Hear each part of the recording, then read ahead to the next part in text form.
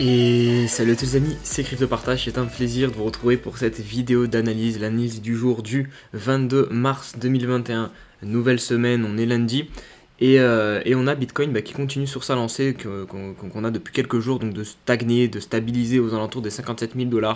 Voilà, toujours on est un peu dans le suspense de savoir de quel côté il va choisir de repartir, mais pour l'instant il stagne, il consolide, et c'est personnellement le scénario que je vous avais partagé depuis un petit moment, qu'on consolide jusqu'à fin mars, et que du coup certains altcoins, enfin même la globalité, qu'on ait une altcoin season, dans les faits c'est un petit peu moins le cas pour le moment, parce que vraiment on a différents altcoins. En fait on a tout simplement les alts comme Ethereum par exemple, qui sont totalement corrélés au Bitcoin actuellement, ils suivent vraiment tous ces mouvements, et du coup ils ne profitent pas de l'altcoin season pour le moment. Donc Ethereum 1800 $ toujours. Litecoin c'est la même histoire, c'est exactement pareil.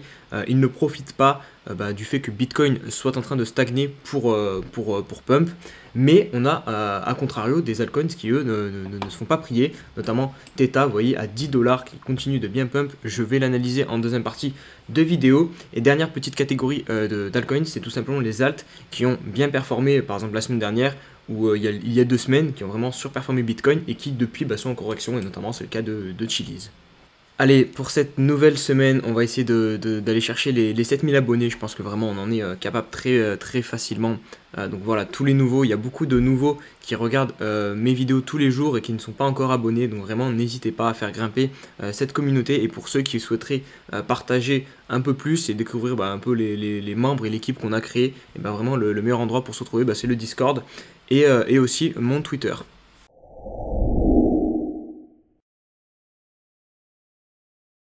Allez, on va débuter avec l'Altcoin Season Index, donc qui est à 73, qui continue de monter petit à petit. Là, vous voyez, on a remis un petit coup de fouet ces 2-3 derniers jours pour venir s'approcher tout proche de la partie d'Altcoin Season. Donc c'est quand on passe au-dessus de 75 sur cet indicateur.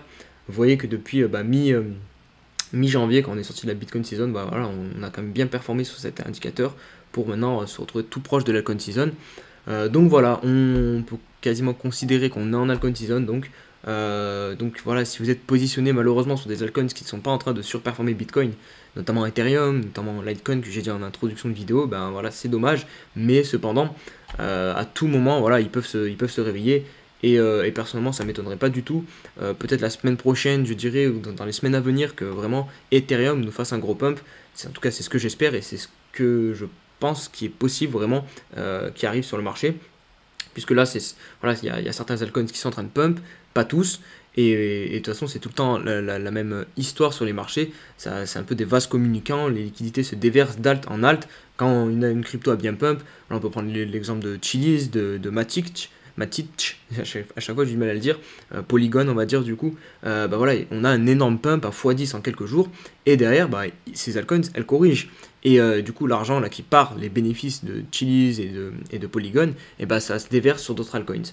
Donc voilà, j'espère que là sur Ethereum par exemple on est vraiment en train de consolider, les institutionnels sont en train d'accumuler, et que vraiment on nous prépare un gros pump, et du coup qui pourrait par exemple propulser cet indicateur sur des plus hauts comme ça, 85 à 89.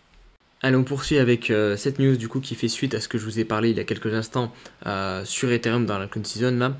Donc que l'Ether est en phase d'accumulation au prix environ de 1700 $ depuis quelques jours, semaines maintenant, on se stabilise autour de ce prix là. Et vous avez du coup les Ethereum qui sont en train pourtant de diminuer sur les exchanges. Il y a de moins en moins d'Ether disponibles. Et là, il a atteint un plus bas niveau depuis 28 mois. Voilà. Et en cause, évidemment, le stacking d'Ethereum pour Ethereum 2.0. Donc voilà, beaucoup de personnes stackent leur Ethereum, les blocs. Voilà, ils sont plus disponibles, et aussi les investisseurs institutionnels tout simplement, qui eux en accumulent, comme je vous l'ai dit, notamment Grayscale par exemple. Vous pouvez le constater, vous pouvez voir les investissements, parce qu'ils rendent leur investissement public, ce qu'ils achètent, et ils accumulent régulièrement, ils achètent régulièrement de l'Ethereum. Donc voilà, on est en train d'accumuler sur Ethereum, et tout ça voilà, c'est bon signe, et ça doit annoncer un pump. Normalement on doit pump très fortement sur l'Ether. La régulation va-t-elle précipiter Bitcoin et l'économie crypto dans une ère glaciaire, dans une période compliquée? C'est ce que c'est ce que prédit entre guillemets Ryan Selkis, donc qui est le fondateur et le CEO de Messari. Donc lui, il nous dit que je n'ai jamais été aussi bullish qu'aujourd'hui sur les cryptos, mais je pense que tout le monde évalue assez mal le risque de réglementation mondiale. Tant que les cryptos ressemblaient à des jouets, ce n'était pas une menace, mais lorsque les stablecoins se sont mis à atteindre les volumes de PayPal et sont devenus privés, cela a commencé à ressembler à des armes contre les monnaies fiat. Et il dit qu'il a aussi des ordres de vente anticipés à 80 000 dollars. Du coup, voilà son tweet original. Personnellement, je partage aussi son avis vraiment. Et je voulais partager aussi ça plusieurs fois sur la chaîne. Que moi, vraiment, ce qui me faisait vraiment peur sur les crypto-monnaies et sur Bitcoin, c'est les régulations des États. Voir comment ils vont permettre l'adoption vraiment de masse. Parce que forcément, au bout d'un moment, là, ça commence vraiment à prendre une énorme place en termes de capitalisation. Donc forcément, les États, au bout d'un moment, ils vont devoir agir. Et ça, on ne sait pas trop comment ils vont le faire, comment ils vont mettre, quelles régulations ils vont mettre en place. Et évidemment, ça, c'est un risque. Ils peuvent évidemment réguler de manière très sévère. Et ça, du coup, le marché pourrait mal le prendre. Donc voilà, on attend. De toute façon, pour l'instant, on ne peut rien faire d'autre à part attendre les régulations. De toute façon, il nous dit aussi que pour l'instant, il n'y a pas de quoi être inquiet puisque voilà, les politiciens sont encore pas d'accord sur comment réguler le Bitcoin et les crypto-monnaies. Donc voilà, on a encore du temps, mais il ne faut pas oublier et garder en tête que pour l'instant, l'univers et les crypto-monnaies ne sont pas encore bien régulés. Et on va conclure avec cette news du coup un peu plus fun de Cristiano Ronaldo qui a reçu des crypto-monnaies en échange de ses buts. Donc c'est un petit coup de com organisé par Chiliz. Qui a tout simplement décidé de offrir, donc il a marqué 770 buts, donc ils ont offert un but par token, donc 770 tokens, qui correspond au cours actuel à une somme d'environ 11 500 dollars. Donc voilà, pour Ronaldo c'est ridicule. Donc c'est surtout évidemment pour mettre en avant le projet de Chiliz, faire un petit coup de com'. Voilà, ça mange pas de pain. Vous avez pu le constater si vous suivez Socios ou ouais, c'est Socios je pense, sur le compte officiel Twitter Socios, ils avaient mis une petite photo avec le trophée dans le stade de la Juve et Ronaldo.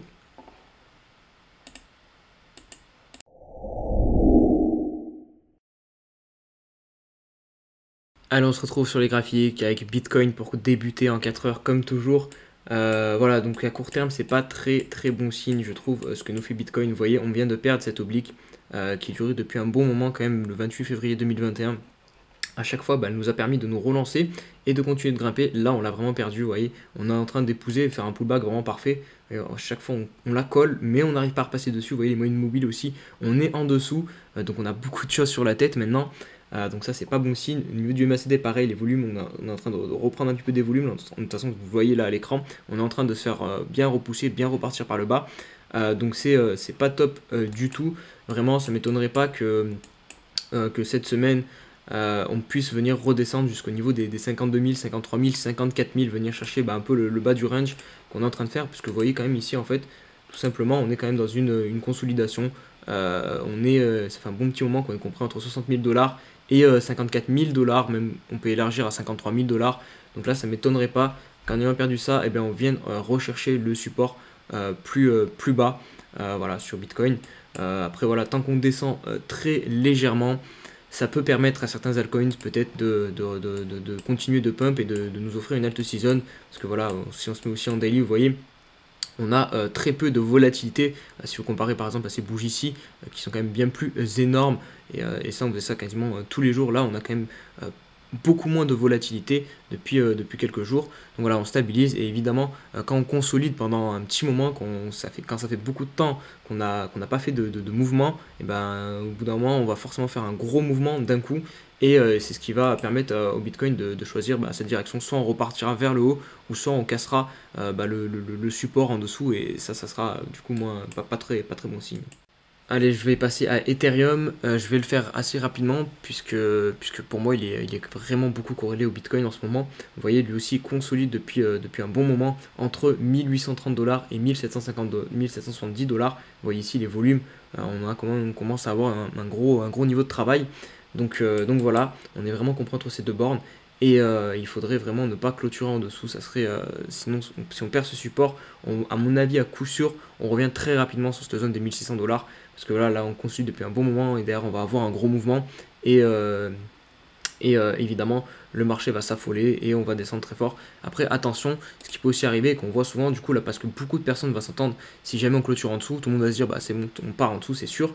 Et du coup, ça peut être un bear trap, voilà. Les gens vont faire croire qu'on descend plus bas, en fait non. Et hop, on va partir, et on va casser à la hausse et partir très fort. C'est un scénario aussi qui est jouable, qu'il faut garder en tête. Donc voilà, mais là pour l'instant bah, c'est pas forcément bon signe. Après on a quand même comparé au Bitcoin où les moyennes mobiles sont dessus de notre tête, là elles sont en dessous, elles nous supportent. Donc voilà, il y a des bons supports dessous, donc c'est intéressant. On a juste la MACD par contre qui a cross bearish, donc ça c'est un peu moins cool. Mais voilà, à surveiller, Ethereum vraiment on sait qu'il faut surveiller les clôtures en dessous de 1770$ ou au-dessus de 1830$. Allez, on se retrouve sur le jeton de crypto.com, donc le CRO, qui lui, au contraire d'Ethereum, est en train de bien performer et de surperformer aussi le Bitcoin. Voilà, c'est vraiment génial. Et ça, en plus, je vous l'avais partagé plusieurs fois, notamment même ici au tout début, quand il a cassé l'oblique, qui pour moi ici, même sur ce support que je trouvais très pertinent, ça correspondait au 0,78 de Fibonacci, du retracement de ce mouvement ici. Voilà, tout ici, c'est vraiment un très bon endroit pour entrer sur CRO. Derrière, voilà, on est parti très fort. Et là, on a eu ce deuxième signal avec la cassure, enfin la validation avec une clôture au-dessus des 0,17 $. Derrière, vous avez une mèche pour entrer et acheter le pullback. Et maintenant, bah voilà, on est parti. Donc maintenant, ici, c'est beaucoup plus compliqué de rentrer. Enfin, en tout cas, pour moi, je ne rentre pas. Enfin, je préfère rentrer sur des trucs, des confirmations. Là, voilà, le train est parti. On voit qu'au niveau du MACD, voilà, on est en train de monter tranquillement, on suit une belle trend, pardon, du RSI, le MACD c'est pareil, et je vous ai mis du coup rapidement les extensions de Fibo, voilà, si vous voulez avoir quelques objectifs. En plus, on voit que du coup, ici, la mèche a été vraiment parfaite sur les 1.272, donc il correspond à 0,27, donc la TH. Là, pour l'instant, on est en train de bloquer sous les 1, donc voilà, vous avez rapidement des petits niveaux si vous voulez voir jusqu'où on peut monter, mais personnellement déjà j'attendrai au moins de revenir, on peut facilement revenir aux 90 de RSI. Voilà, il y a vraiment de la place sur CRO, et surtout en plus il y a le mainnet qui va sortir cette semaine. Enfin bref, il y a vraiment que des bonnes nouvelles. Le partenariat avec Visa, vraiment d'un point de vue fondamental, CRO c'est vraiment costaud. Donc voilà, pour moi il n'y a pas de raison de sortir pour le moment de CRO. Après, encore une fois, je ne suis pas conseiller financier, c'est juste mes convictions et ce que je pense. Donc voilà, après vous en faites ce que vous voulez. Allez, on poursuit avec Quantum qui m'a été demandé par un abonné sur le Discord. Donc Telmi, je lui fais une petite dédicace avec plaisir. Donc regardez ici sur Quantum, on est vraiment dans une belle tendance haussière en weekly maintenant. On est sorti de cette grosse phase d'accumulation et on est venu faire le pullback parfaitement. Donc ici c'était très bien de rentrer. Maintenant voilà, on monte, c'est exactement pareil un peu que comme sur CRO. Voilà, on suit une belle trend haussière sur le RSI et MACD bien orienté. On monte tranquillement. Là voilà, attention, on arrive sur un niveau important, on arrive sur le point haut des clôtures weekly, du dernier point haut tout simplement. Donc est-ce qu'on va réussir à passer au-dessus ou on va buter et venir peut-être rechercher directement la trend ici? À voir, mais enfin en tout cas du coup c'est pas très pertinent de se positionner ici, c'est surtout pas, enfin on est sous une résistance quand même sur un moment important. Donc de toute façon le mieux, enfin en tout cas pour moi, plus pertinent c'était ici pour se positionner. Enfin après quand je dis ça, ça dépend encore une fois de vos objectifs et de votre manière d'investir, ou si vous êtes trader ou pas. Là je parle vraiment selon moi, ma manière d'investir. C'est pour ça que je vous dis que vraiment rentrer sur un pullback ici après une aussi grosse zone d'accumulation, et ben c'est intéressant parce que derrière voilà, vous pouvez profiter de toute la hausse, et c'est ce qui est en train de se passer. Je pense pas que voilà, on va s'arrêter ici, à la limite on va consolider peut-être un peu de tout, mais vraiment on peut vraiment revenir déjà chercher le niveau de cette mèche ici à 9$ et même casser et aller plus haut sur Quantum. Allez, on va poursuivre avec Tezos, et je vais vous faire une analyse en deux parties. Donc une première, Tezos contre le dollar, contre le Tether, et ensuite je vais vous montrer contre le Bitcoin, et vraiment ça, si vous n'avez pas encore pris l'habitude de regarder les graphiques contre le Bitcoin, vraiment je vous encourage vivement à le faire parce que vraiment vous voyez des choses très pertinentes dessus. Donc là on va commencer par contre le dollar. Donc contre le dollar, on voit que globalement la tendance de fin, c'est pas globalement, si on prend du recul, la tendance est haussière. On est dans un canal ascendant, un très grand canal certes, mais voilà, on est dans une tendance haussière. Là on a eu le dernier creux, vous voyez le dernier creux ici, hop. Et là, on a peut-être fait un petit creux, peut-être qu'on va faire comme ça du coup, hop.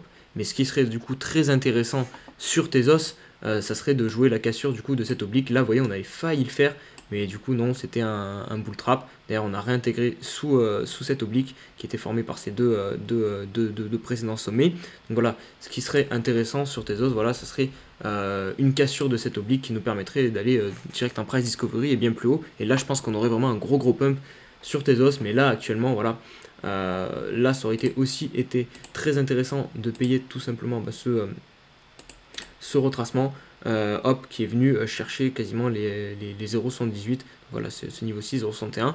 Là, ça aurait été intéressant de se positionner par ici pour jouer un retour sous l'oblique. C'est clairement l'objectif. Là, un petit retour ici, au moins l'oblique. Donc voilà, sur Tezos contre le dollar, donc c'est haussier, il n'y a aucun problème. Maintenant, on va passer sur Tezos contre le Bitcoin. Hop, donc voilà, on se retrouve sur Tezos contre le Bitcoin, et là, c'est pas la même chanson, puisque vous voyez que depuis fin août, on ne fait que perdre de la valeur sur Tezos contre le Bitcoin. On a cependant enfin une réaction, donc c'est pour ça que je trouve que c'est intéressant la Tezos, encourageant. Pourquoi pas marquer un double bottom, vous voyez ici, hop, si on fait ça comme ça, hop, un petit W, et qui derrière relancerait la machine, et là du coup il y aurait vraiment un énorme coup à jouer sur Tezos, ça serait vraiment un énorme pump, et ça pourrait coïncider avec le moment où il casserait l'oblique que je vous ai montré contre le dollar. Donc là ça peut être intéressant, si je vous basez contre le Bitcoin, d'en accumuler un petit peu ici, mais après il faut bien que vous ayez conscience que voilà, là on se serait arrêté là, je dis pas, mais là on est quand même venu faire un nouveau plus bas, donc ça c'est quand même pas bon signe. Mais là on est en train de faire, vous voyez ici on est revenu chercher ce plus bas ici, et on a réussi à monter un petit peu, donc on est potentiellement en train de valider ce plus bas comme support, donc peut-être qu'on est en train de se retourner comme je l'ai dit avec le W ici. Le MACD est de nouveau bien orienté, pareil le RSI il est venu chercher très très bas en sous-achat, donc pareil on a potentiellement voilà, un coup à jouer sur Tezos, mais il faut avoir conscience que voilà, c'est risqué, puisque voilà, on va essayer de jouer en fait une inversion de tendance, un retournement de tendance qui n'est pour l'instant pas confirmé, puisqu'on n'a pas fait un plus haut au-dessus de l'ancien plus haut. Vous voyez ici on vient juste de faire un plus haut, et ben c'est ce qui serait intéressant, c'est qu'on fasse un plus haut au-dessus de celui-ci, et là déjà ça serait un signal un peu plus puissant. Mais voilà, et je voulais aussi, c'est pour ça que je voulais vous partager un graphique contre le Bitcoin, parce que voilà, vous voyez des informations en plus qui peuvent du coup vous aider à faire vos choix dans vos analyses, et c'est toujours bien d'avoir plusieurs informations. Et on va conclure la vidéo par Theta, donc qui nous fait vraiment un monstrueux pump. Il y a quelques semaines il valait à peine 2 $, maintenant il est à quasiment 10 $, vraiment incroyable. Voilà, vous savez ce que je vais dire, du coup là je pense que pour tous ceux qui regardent quotidiennement la chaîne, vous savez que les trucs comme ça verticales c'est très dangereux, qu'il ne faut pas rentrer ici, sauf si vous voulez jouer au casino, pourquoi pas tenter, mais voilà, je vous ai dessiné sur le RSI, vous voyez qu'on est dans un petit canal, et on arrive vraiment sur le haut, donc à la limite ce que vous pouvez tenter si vous voulez à tout prix rentrer sur Theta, c'est quand même d'attendre qu'on redescende un petit peu sur le RSI, et pourquoi pas qu'on vienne rechercher le bas du canal, là ok, pourquoi pas on tente du coup un retour sur le haut du canal après sur le RSI, donc pourquoi pas acheter ici, si en plus ça correspond, évidemment il ne faut pas juste se baser sur le RSI quand on fait une analyse, il faut prendre plusieurs indicateurs en compte. Vous pouvez aussi du coup prendre les résistances et les supports, les Fibonacci, et ça vous permet, d'ailleurs on va mettre un petit Fibo, allez hop, je me mets en log, ça sera plus pratique, on va pouvoir prendre toute l'intégralité du mouvement, hop, voilà. Donc vous pouvez jouer à minimum peut-être le retour sur les 0,38, on voit qu'une mèche était venue s'arrêter pile poil ici, donc c'est à peu près 6,44 $, après vous avez les 0,5 à 5 $, et un peu plus bas du coup c'est les 0,78, en plus il y a une zone où on a travaillé un petit peu, donc les 5 $ à peu près, et carrément les 0,778, donc 2 $. Voilà, c'est des zones sur lesquelles vous pouvez re-rentrer plus tranquillement sur Theta si on corrige, parce que là voilà, je n'ai pas de boule de cristal, mais encore une fois c'est des schémas, des modèles qui se répètent. Voilà, le mouvement est devenu parabolique, et là on est dans la dernière phase, on monte à la verticale, et derrière on va corriger, et il vaut mieux acheter du coup la correction pour se placer plus sereinement et éviter de prendre un moins 50% en quelques jours sur son portefeuille. Voilà les amis, j'espère que la vidéo vous a plu. Si c'est le cas, comme d'habitude, n'oubliez pas le petit like, le petit commentaire, et de me rejoindre sur le Twitter et sur le Discord aussi. Et on se dit à demain pour une nouvelle vidéo. Allez, ciao ciao.